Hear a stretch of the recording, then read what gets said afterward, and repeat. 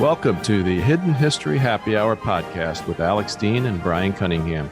Here we have a drink, have a laugh, and you just might learn something about our favorite stories from history. Please visit our website at hiddenhistoryhappyhour.com and subscribe on your favorite podcast app.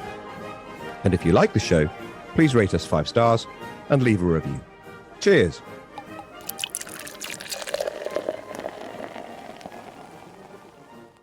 Welcome, listeners, to Hidden History Happy Hour's special St. Patrick's Day edition. And if you heard air quotes in my voice around the word saint, it's because you're about to learn that virtually everything you know about this story, this special St. Patrick's Day week story, is wrong. But fortunately, the real story is so much better than the one you know. And that's one of the value adds of the Hidden History Happy Hour, wouldn't you say, Alex Dean? I would indeed. Also, of course, we expect you all to have a great time responsibly. So join us, listeners, in a healthy dram of what are we drinking, Alex? I'm drinking some Irish whiskey, of course. As am I. Any listeners who have opened a green beer, sign off now, but still give us 5 stars. Now, we're very fortunate, listeners, to have caught Avi Liberman, comedian extraordinaire and St. Patrick historian. And as we speak in March of 2022, I think we need not point out to everyone that stand-up comedians can successfully take on additional duties. Amen. Avi literally comes to us via planes, trains, automobiles, and at least one bus. Before we get to the remarkable and true facts about Patrick, Avi, that you discovered in researching your excellent screenplay on the subject, tell us about your recent comedy tour. Yes, we just recently finished doing a charity tour of Israel where I bring 3 other comedians with me here to perform. And it benefits a charity called the Kobe Mandel Foundation. They work with children of trauma. And they have like a grieving mothers group. It's named after a boy, Kobe Mandel, who was killed by terrorists years ago. And they have a summer camp for kids and all that kind of stuff. So then it entertains a bunch of the people in Israel and at the same time raises some money for a really great charity. So we just finished that, had a great time. And I was here with Ian Bagg, Gina Brion, and Amir K, 3 great comedians from the States. So, and then just before that, I was in Russia. Oh, boy. Which is mildly in the news lately. I was doing shows there, but it was before all the craziness started. Avi is also the author of a great new book, Traveling During the Pandemic. But Avi, why Patrick? So you're in Ireland and inspiration hits? You see the images of Patrick around here, and then I just didn't, know about him. And I don't remember the exact moment. Like I wrote a screenplay about Miriam, and I sort of remember the exact moment when that sort of hit me. I don't remember the exact moment of Patrick. It was just like a culmination of being there for the week. And I would sort of ask around, like, well, who is this guy? Because I've heard it like everybody else. I'd heard of St. Patrick's Day. I just didn't really know that much about him. And I just became more fascinated the more I learned about him and his story. And then I began to watch whatever I could about him, from videos and then I began reading about it and learning about it. And in the end, it led to me meeting with a professor of Celtic studies a couple of times and tracking down someone who did a documentary about him and then putting me in touch with one of the guys who helped on that documentary, and that's kind of how it started. And I was just like amazed at this guy's story. I said, if you made this up, I wouldn't believe it. If you were to pitch this as a Hollywood script, I'd be like, that's absurd. There's no way that happened. But it did happen because we have his writings. We have the Confessions of St. Patrick, really the Confessions of Patrick. But you could leave the same part out, which we'll talk about that in a second. And I was just like, how has this not been made into a feature film? Yeah. Like this is great. It's great stuff. And this is coming from a big Jew like me. So, So as a youngin in the United States, I don't believe a minute was spent in our elementary or middle schools on Patrick. And that's not really surprising because, as the British like to say, American history takes about 20 minutes and we don't talk about much of anything else. But Alex, what did you learn, if anything, about St. Patrick as a young man? I would point out that he's one of the 4 patron saints of the 4 countries of my country. So we're a United Kingdom. And if you stand in the lobby of our House of Commons, a House of Parliament, hence the term lobbyist, by the way, if you're trying to grab someone by the lapels and make your argument to them as they come past. If you stand there, you will see the sign of the 4 patron saints. And Northern Ireland and Southern Ireland, or the Republic, have had a little local difficulty about which you might have heard or might not. But either way, Ireland is still reflected in the symbolism and the importance of our Houses of Parliament. And I would point to that as the first and foremost thing that I learned. I have a illustration on my wall of the four patron saints of our countries that was gifted to me by my father. They happen to all be drunk in the cartoon that I'm looking at now, but I'm sure they could also be sober and have the same kind of significance. Patrick, alongside the patron saints of the rest of the home nations, takes his proud place as one of the, rightly or wrongly, adopted saints of these four United Kingdoms. Okay. So with my ignorance and Alex's ignorance about St. Patrick clearly established, please set us straight, Avi. Start with the where and the when of the historical Patrick. Well, it's interesting you bring up Wales, because speaking of Wales, that's where Patrick would be from. That's where he's from.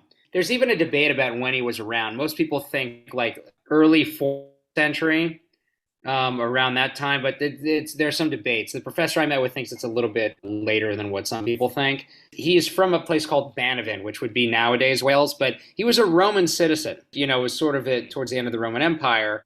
Rich kid, grandfather was a priest, father was a deacon. He was a Christian in the Roman Empire. Grew up kind of a, wealthy family, were like landowners in a sense, and did very well. And he was a total rebel, like didn't buy into any of it, knew how to read, essentially was a smart kid, but rejected it all, didn't go to church, didn't like any of it.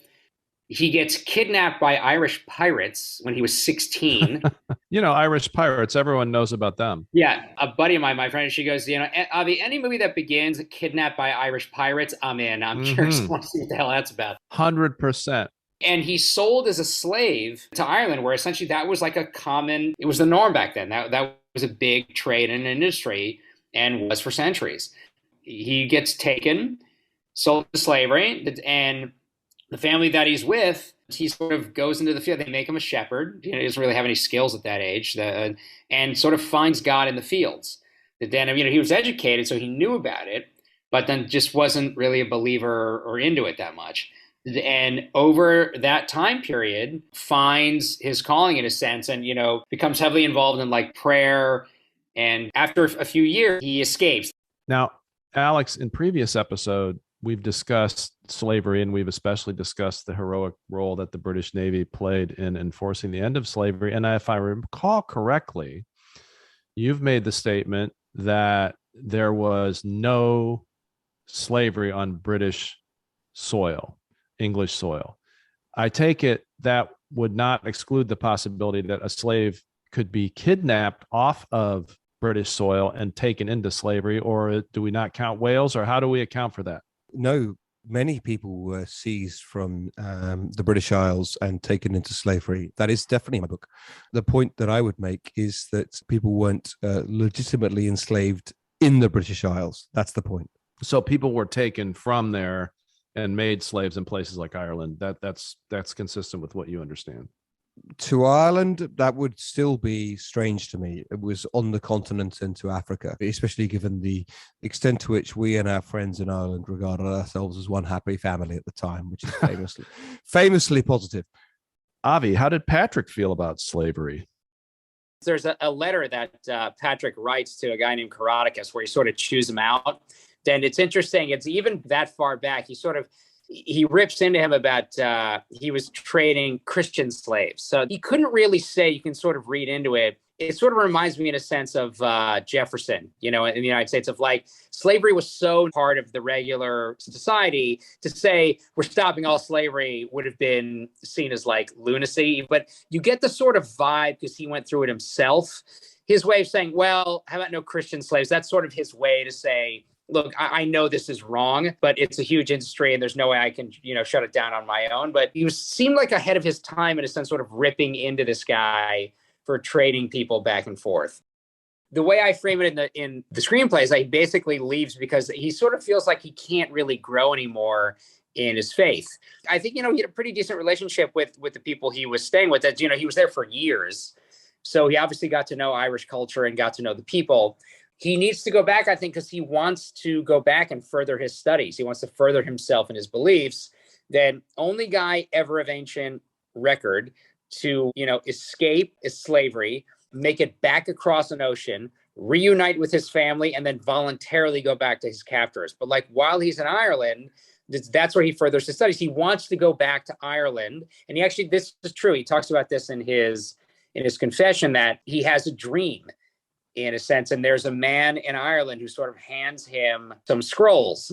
And that's sort of his calling to like, you need to come back here. You need to come back to Ireland.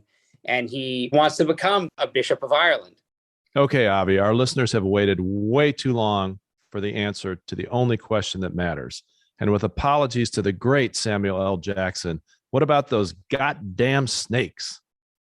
Actually, the myth about, drove the snakes out of Ireland, that's symbolic. There haven't been snakes in Ireland since the Ice Age. There are no snakes in Ireland. That's kind of where that comes from. But that was symbolic of the Druids, that he sort of drove the Druids. But even when I was doing the research, even as like a Jew, I'm like, okay, where's the part where he kills all the Jews or whatever? And like, it just doesn't happen. He's just kind of a pretty good guy from beginning to end. He just kind of wanders the countryside trying to teach people how to read and learn about Christianity and history and all those kinds of things. And that was kind of it. I was just like, he seemed like a pretty good guy from beginning to end. So why does St. Patrick voluntarily return to his captors? Why would anyone do that? I think it was a combination of that dream that he felt like that's somewhere where he could make a difference. So, Avi, after all that Patrick did and didn't do, is he actually a saint? He's accused of a sin, right? So, and I don't know whether this is just because he was doing things sort of his own way in Ireland and they sort of got jealous because of the success he had. The Catholic Church loves that, by the way, entrepreneurship. Or the fact that he wasn't doing it the way they wanted, sort of by the letter of the law. He's accused of this sin and he's supposed to go back to the island and defend himself. And he kind of tells him to stick it. Like he says, I've got too much to do here in Ireland. So he did still sort of, while he loved the church, obviously, and it made him who he was in a sense, he felt he had a higher calling, other things to do. And he doesn't return. He stays in Ireland, kind of wandering the countryside, doing what you're supposed to do. And I think for that reason, he's never officially canonized. So he's sort of known as the people saint. Avi, we have time for one more surprise for our listeners with regard to St. Patrick's Day. What will they be surprised about? Even when it comes to like the St. Patrick's Day parade, that was started in the United States. My buddy Thomas, who lives in Dublin, he said he knows plenty of Irish people. They will go to New York for the St. Patrick's Day parade because it's a way bigger deal in the U.S. than it is. He said nowadays every city and every town in Ireland has a St. Patrick's Day celebration, but they all say it's nothing compared to New York or like what the United States does for it. So no snakes, no saint, no green beer, but otherwise everything we know about St. Patrick is true. Outside of that, yes. Well, listeners, a St. Patrick's Day episode would not be complete without a story from Lessons of History about Irish stuff. Irish stuff. Irish stuff, right? It's a term of art. It is, like the title of my book, Lessons from History. Exactly. Right. And so I would imagine, Alex Dean, that most of our listeners don't even know that there are Irish crown jewels. Why don't you educate us? The first thing you know about the Irish crown jewels is that they're not crown jewels. It's like the first rule of Fight Club. Right. The Irish crown jewels were the jewels of the Order of St. Patrick. That's the equivalent of the, in my country, in England, it's the Order of the Garter, or in Scotland, the Order of the Thistle. And there was the Order of St. Patrick, equally illustrious. And it was 394 jewels. That's a lot of jewels that were taken from the English crown jewels and gifted to the Order of St. Patrick in 1831. So the Grand Poobah of Ireland, the Lord Lieutenant of Ireland, the Viceroy of Ireland, would wear those Irish crown jewels as the living symbol of power of Britain in Ireland from then on.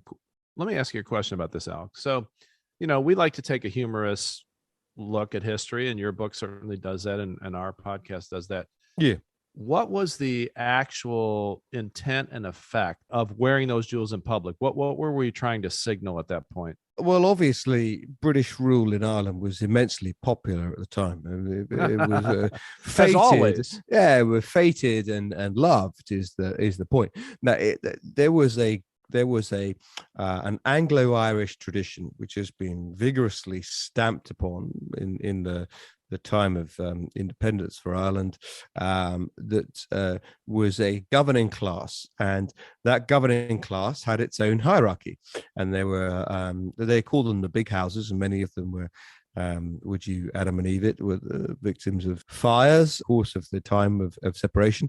But before that, there were various big houses in which Anglo-Irish aristocracy lived and ran bits of Ireland, and up the tree from them ultimately came the Lord Lieutenant of Ireland, and he was the Queen or King's, depending on the occupant of the throne at the time, representative in that country. And there was also a House of Commons and a House of Lords in Ireland before it was merged into the Westminster Parliament. But the point is that there was a Lord Lieutenant in Ireland. And point about this story is that by 1907, which is, if you think about history, it's not that long ago. In 1907, the Earl of Aberdeen was the Lord Lieutenant of Ireland, the representative of the British Crown in Dublin. And the jewels, the Irish Crown jewels, were kept in the Bedford Tower in Dublin Castle. And there was the Ulster King of Arms was the person responsible for safekeeping of them. The person occupying that role at the time of the story in 1907, Sir Arthur Vickers. Now, as our joking implies, Brian, that castle was something of a focal point for discontent. And it was guarded around the clock by both the police and the army. So, Alex, this was a while ago. Are you saying that the run-of-the-mill Dubliner was not super happy with English rule? Is that? Some people were, and as some of my Irish friends are keen to point out, looking at the architecture of their capital, Dublin is a British city in the way that it's laid out and the way that its architecture is built. On the other hand, there were many people who resented British rule and wished for Irish independence. And with any question like that, there were two sides of opinion, and things could get ugly. And therefore, there was a castle which was guarded around the clock by both the police and the army. And there was a strong room in Dublin Castle, which contained the crown jewels. But classic snafu, as you say in the United States, after building that strong room, the A-team guarding the palace found that the safe that was meant to go into it was too big to go through the door. Oh, God. Our military fans will recognize this, Alex, as a Charlie Foxtrot. Charlie Foxtrot is what it is. So the jewels were kept in the safe in the library because they couldn't get through the door into the strong room.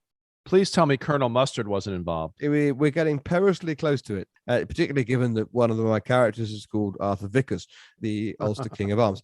Sir Arthur had the keys for this safe, on one at his home and one on him, on his person at all times.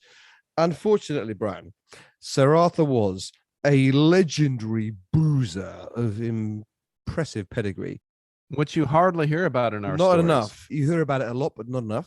And it was also very forgetful. And famously, after one suitably heavy session, Sir Arthur woke up wearing the jewels because he'd passed out and his mates had gone off and taken the keys off him and gone and unlocked the safe and taken the jewels out and dressed him in them. That is a decent prank. Yeah, on the other hand, let's agree, given that the crown jewels, security wasn't great. Yes. So one fine Dublin morning, Bedford Tower, everyone's waking up, and the cleaning lady in Bedford Tower finds the door of the strong room left open. Now, the inner door is still locked, but the ring of keys which open the strong room and the library are stuck there in the lock. So someone's clearly been up to no good. This is reported to Sir Arthur. As my description of him implies, he was not really one to panic, rather blasé, rather implacable. He didn't bother to check the safe after the open doors were discovered. Only later that day, sending someone to put something in the safe, was it discovered. This is like the worst version of Ocean's 11 you could possibly imagine. Well, quite, because in Ocean's 11, they're trying to protect the stuff that got nicked. Right? Later that day, he sends someone to put something in the safe. And you'll be very surprised to hear this. Shocked. the jewels were gone. Mm. So, as ill luck would have it for Sir Arthur, you don't have much time to cover up for this because Edward VII, king at the time, is due in town for the investment of the new member of the Order of St. Patrick that week. And guess what? You've got to get the crown jewels of the Order of St. Patrick out for the investment. Reported to the king, he was not impressed. Now, my notes, I'm afraid, do not recall the name of the poor blameless newbie who was going to be inducted into the order. But sadly for him, the ceremony was cancelled. Off the rails, we say, yeah. Indeed. The Dublin Metropolitan Police investigates. And I think we can agree we have a certain amount of pity for the man who gets the hospital pass that is this investigation. Brian, suspect number one. And yes, get ready for the smelling salts. And let me just add, you know your Columbo. So you're going to tell this in a way that is a detective story.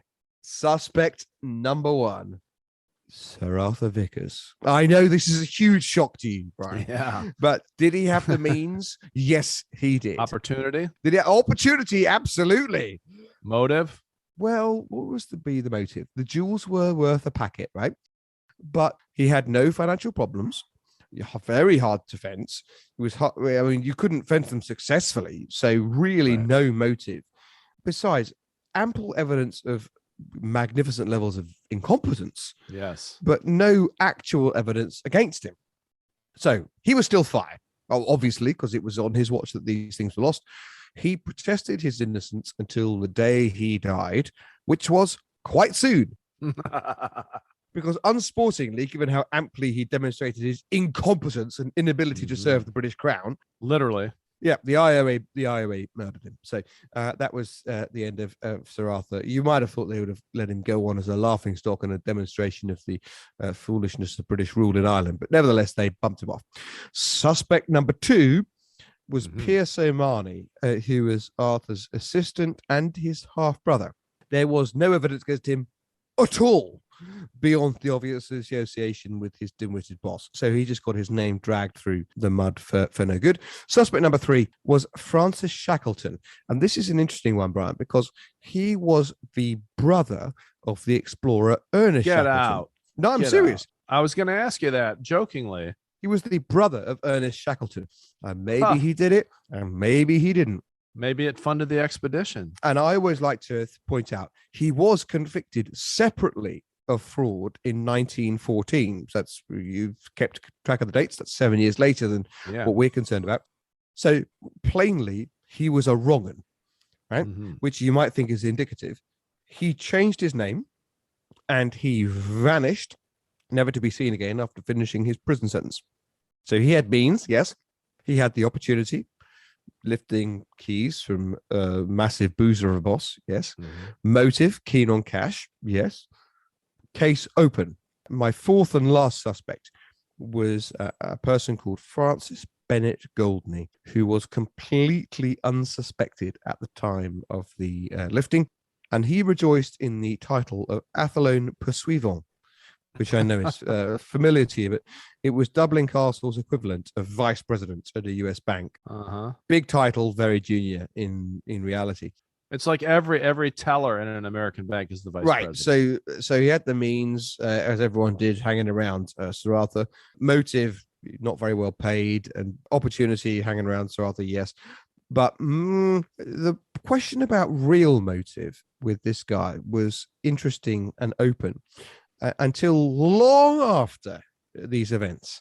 He died in a car crash towards the end of the First World War in 1918. And a load of stolen goods were recovered from his house. But the point is, no stolen crown jewels. Remember, I told you. So you'd think if he had the crown jewels, they would have been with the other loot. If he couldn't fence them, they would have been there. So it's almost, there was no evidence to connect him to the crown jewels, and they found his stash when he died accidentally. So, all case open against him, but no progress against him. And Brian, that's the whole list of suspects.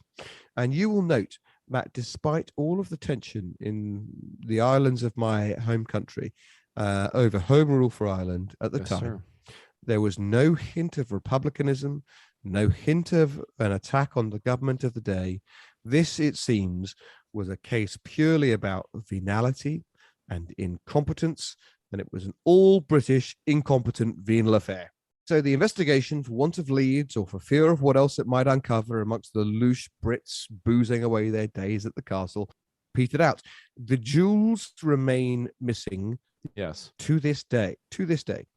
There is a very interesting memorandum in the papers of the new Irish state, which came to light on the public records some 50 years. So we have these restrictions on records. Right, because you're much less valuing privacy than we are in the United States. Well, let's say that. Maybe we're more valuing privacy, given we restrict them this long. But one of those. Yeah. So we have a 30-year rule, a 50-year rule, a 100-year rule.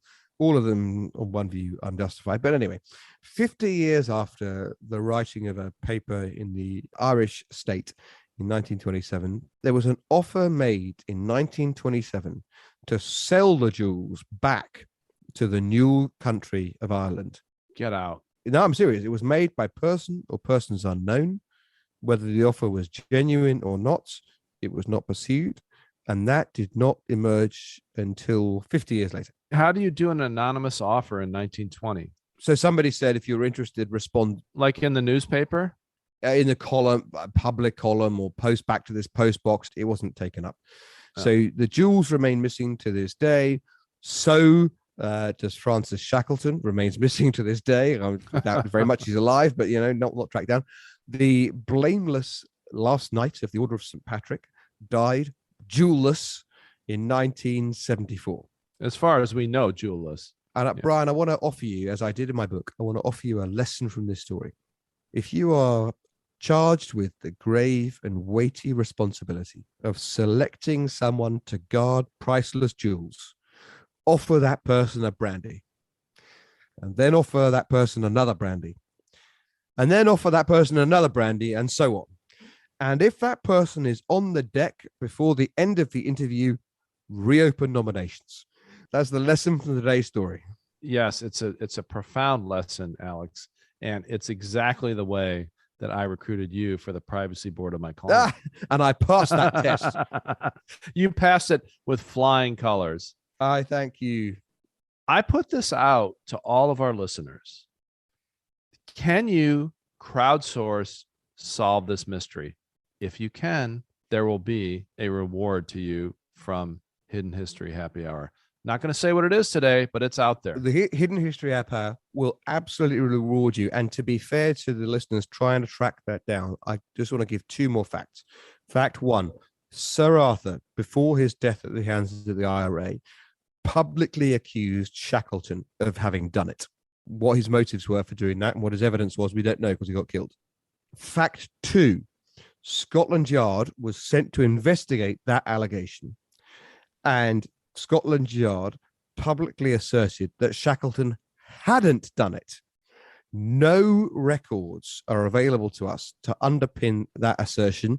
And given the limited success of any investigation into the absence of the crown jewels, I think that account is not to be regarded as canonical.